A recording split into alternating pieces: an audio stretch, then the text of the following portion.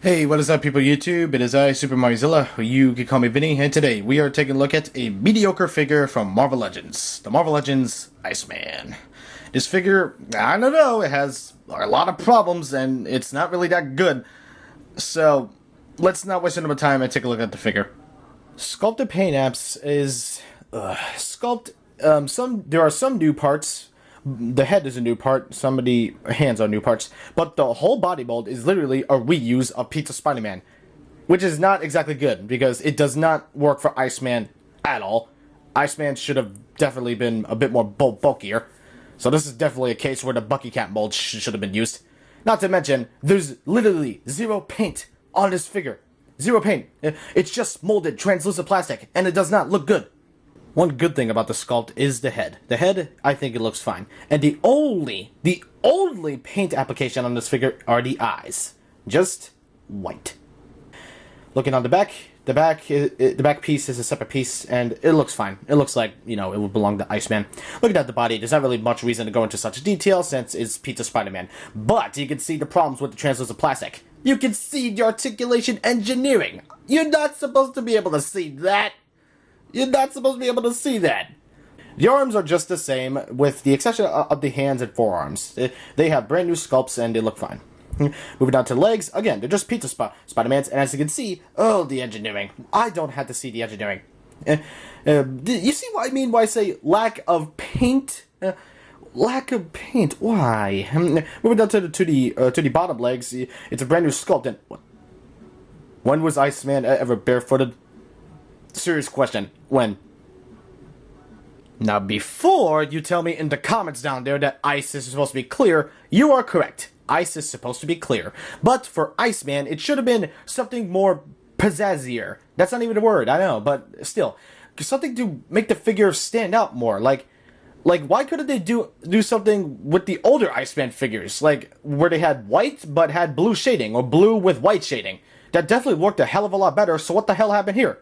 It ruins the look of the figure. I'm sorry. I should not be able to see the articulation engineering, and there should be some kind of shading. You lazy bastards. Stupid Hasbro. Why?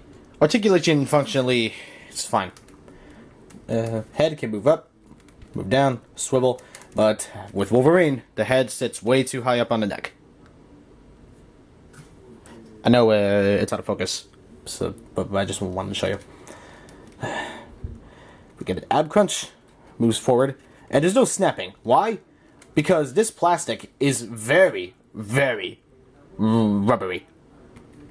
Huh, I didn't know I owned a Mr. Fantastic figure. No, I'm kidding.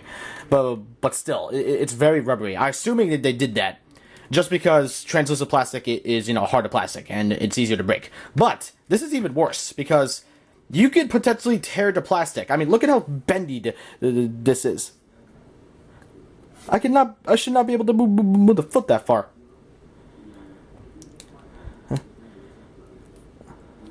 Look how bendy that is. Like, ugh, it's not good. Shoulders can move up. Butterfly joint, it's pretty much the same as Pizza Spider-Man, really. The double jointed elbow. Swivel hinged wrists. Swivel on the waist.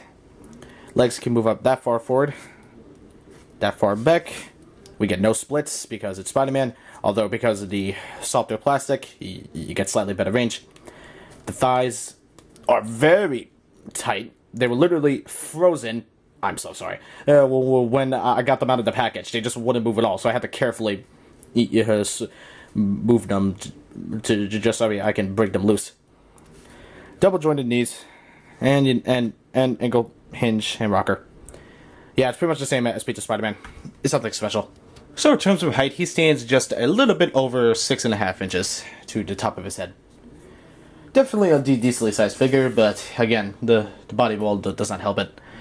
But here's compared to some other Marvel Legends figures and other figures from other figure lines.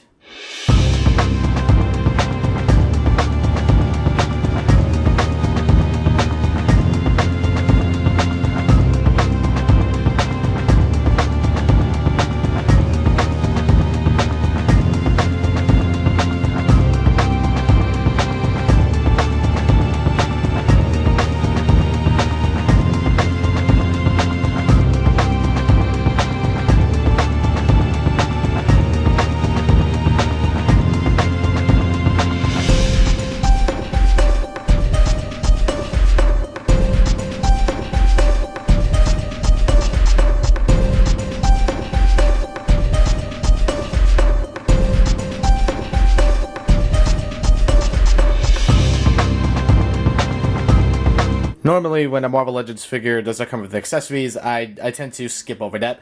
But this is a case where I think Iceman should have definitely needed accessories.